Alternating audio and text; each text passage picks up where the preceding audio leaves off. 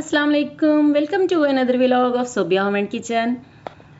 तो जनाब शुरू करते हैं आज का व्लॉग। स्टार्ट करने से पहले आप सबसे एक रिक्वेस्ट है कि नीचे दिए गए लाल बटन को ज़रूर प्रेस कीजिए और मेरे चैनल को ज़रूर सब्सक्राइब कीजिए।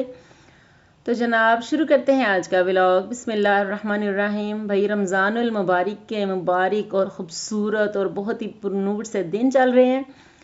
तो आप भी ज़रूर कमेंट में बताइएगा कि आपका रमज़ान कैसा गुजर रहा है। हमारा रमज़ान तो अल्हम्दुलिल्लाह से बहुत अच्छा गुजर रहा है।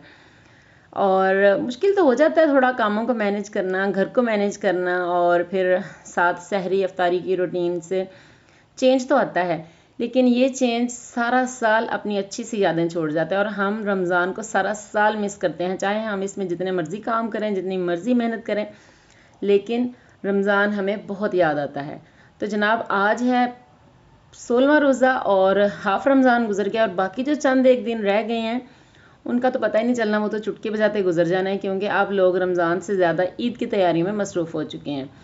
तो जनाब आज की इफ्तारी में मैं बना रही हूँ आलू चिकन कबाब और मटर पुलाव और साथ फ्रूट चाट। तो आज मैं कुछ स्पेशल सी इफ्तारी बना रही हूँ। तो जैसे जैसे बनाऊँगी ना फिर इंशाल्लाह आपके साथ वैसे वैसे शेयर करती जाऊँगी। सबसे पहले मैंने फ्रूट्स निकाले हैं बैग्स में से, आलू काटे हैं, चिकन को वॉश करके बॉयल होने के लिए रखा है और साथ ही फिर मैंने यहाँ पर मटर पुलाव बनाना शुरू कर दिया है। अच्छा जनाब, ये जो मटर थे ये हमारे यहाँ पर घर के पास लगता है सोमवार बाज़ार, तो वहाँ से मैंने सब्ज़ी ली है और ये ढेर सारे मटर लिए थे, क्योंकि आज मेरा दिल कर रहा था कि मैं ज़्यादा मटर डाल के ना वो वाले चावल बनाऊँ। और कुछ आजकल आए हुए हैं सब्ज़ चने, तो इंशाल्लाह अब नेक्स्ट जब बनाऊँगी ना फिर वो चने वाले चावल बनाऊँगी। वैसे मैं मटर फ्रीज़ कर लेती हूँ, लेकिन अब मैंने सोचा कि इनको ख़त्म करो तो चने निकाल के ना कोई 8-10 किलो तो उनको फ्रीज़ कर लो। तो इंशाल्लाह अब नेक्स्ट जब सोमवार बाज़ार लगेगा तो फिर मैं सब्ज़ चने की शॉपिंग ज़रूर करूँगी। अच्छा बाज़ का तो ये भी होता है कि सब्ज़ी के लिए ना बाहर निकलना बहुत मुश्किल हो जाता है, तो अगर घर पे पड़ी हो फ्रीज़ की हो तो फिर आसानी से बंदा बना लेता है। और कुछ मेरे जैसे बंदे के लिए जनाब मेरी रूटीन ऐसी चल रही है कि मैंने कपड़े भी बहुत ज़्यादा सिलाई करने होते हैं, क्योंकि सिर्फ घर के काम नहीं है, साथ मेरी सिलाई का भी काम चल रहा है। और आजकल आप जानते हैं कि दर्जियों को तो सर खुजाने की फुर्सत नहीं है और यही हाल मेरा भी है। तो बस इसलिए फिर मैं अपनी जो इफ्तारी की तैयारी है ना वो मैं ज़ोहर के बाद से शुरू कर देती हूँ, ताकि मैं आहिस्ता आहिस्ता आराम आराम से साथ सिलाई का भी कर लूँ और साथ में किचन का भी कर लूँ, क्योंकि जब एकदम से फिर किचन का सर पे आ जाता है ना इफ्तारी का तो फिर वो मैनेज नहीं हो पाता। और इस तरह देखिए जनाब, यहाँ पर फिर मैंने साथ ही चावलों को रख लिया, उसके बाद मैंने उसके साथ ही एप्पल काटने शुरू कर दिए थे। तो मैंने सोचा कि फ्रूट्स वगैरह को साथ ही कट कर लेती हूँ। यहाँ पर मैंने चावलों को दिया था दम और अब हम इसको खोलेंगे तो इसको देख के माशाल्लाह माशाल्लाह देखिएगा कितनी प्यारी लुक है चावलों की। ये देखिए जनाब, ये है मेरा मटर पुलाव और ये बहुत ही मज़े के चावल बने थे। लेकिन हमारे घर में आरिब और हरीम उनकी जो फेवरेट चीज़ है ना वो फ्रूट चाट होती है, तो वो कहते हैं हमने फ्रूट चाट खानी है। आज मैंने उनसे कहा, मैंने कहा आपने पहले ये आज नहीं कल मैंने उनसे कहा था कि आपने पहले चावल खाने हैं तो जो बच्चा चावल खाएगा उसी को फ्रूट चाट मिलेगी। तो यहाँ पर चावल हो गए थे मेरे तैयार। तो यहाँ पर ये देखिए जनाब, मैंने आलू चिकन बॉयल करके उसको मैश करके चिकन की हड्डियाँ जो है थी ना वो मैंने हरीम से कहा आप अलग करो, तो वो हरीम ने अलग किया। तो यहाँ पर प्याज, सब्ज़ मिर्च और धनिया ये चीज़ें काट के तो मैंने आलू और चिकन के अंदर डाल उसके बाद डाला जनाब मैंने इसमें 2 चम्मच सोया सॉस और साथ ही अब मैं इसमें ड्राई मसाले डालूंगी। उसमें है नमक, हल्दी, सुरख मिर्च और साथ चाट मसाला, इसके अलावा कुटा हुआ ज़ीरा और खुशक धनिया पिसा हुआ।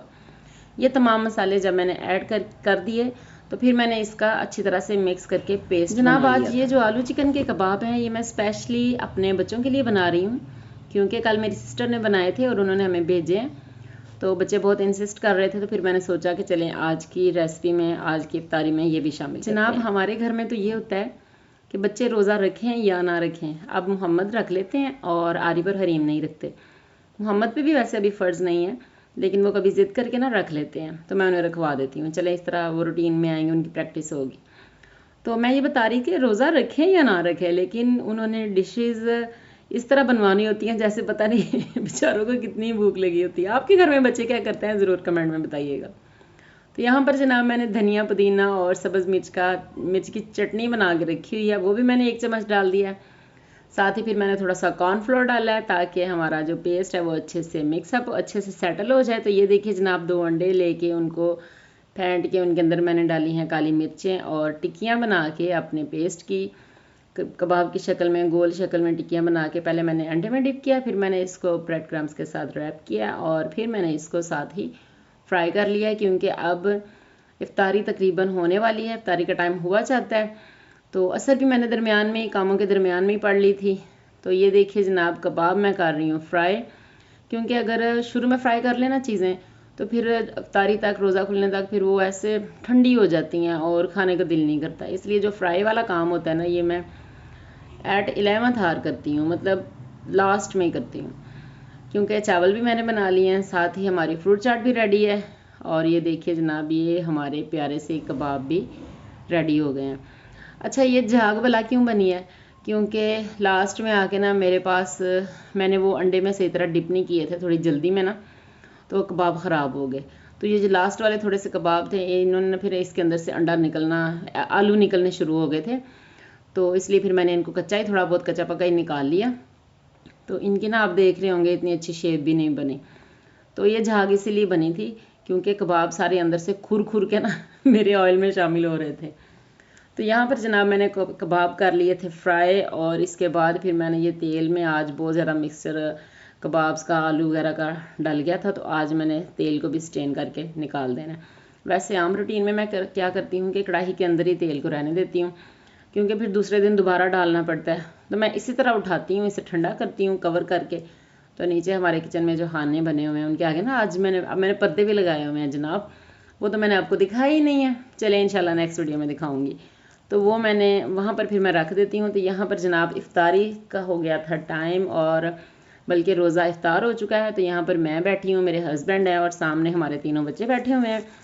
तो यहाँ पर मैंने उन्हें कहा कि पहले आप चावल खाओ और उन्होंने मुझसे डलवा के 2-3 दफ़ा कम करवाए हैं कि मामा कम करें, कम करें। हाँ भाई, तो फिर सही है ना। मैंने उन्हें कहा कि आप चावल खाओ, कबाब बनाए हैं, ये खाओ, ज़रूरी तो नहीं कि पहले आपने फ्रूट चाट ही खानी है, वो लास्ट में मीठे में ले लेना।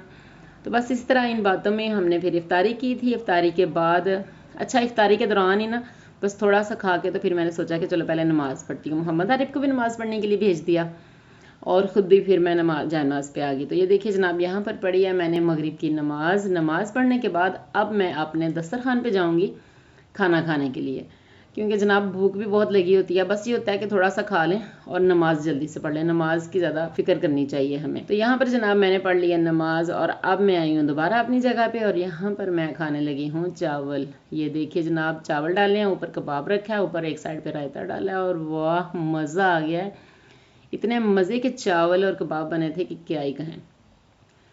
तो ये थी जनाब मेरी आज की वीडियो। उम्मीद है आपको पसंद आई होगी। अगर पसंद आई है तो लाइक शेयर ज़रूर कीजिए, and please subscribe my channel. मिलूंगी इंशाल्लाह नेक्स्ट वीडियो में, तब तक के लिए अल्लाह हाफिज़। ये देखिए जनाब, खाना खाने के बाद अब फिर मैंने सारे बर्तन इकट्ठे करने होते हैं सिंक में, और फिर इन्हें वॉश करना होता है। ओके बाय, अल्लाह हाफिज़।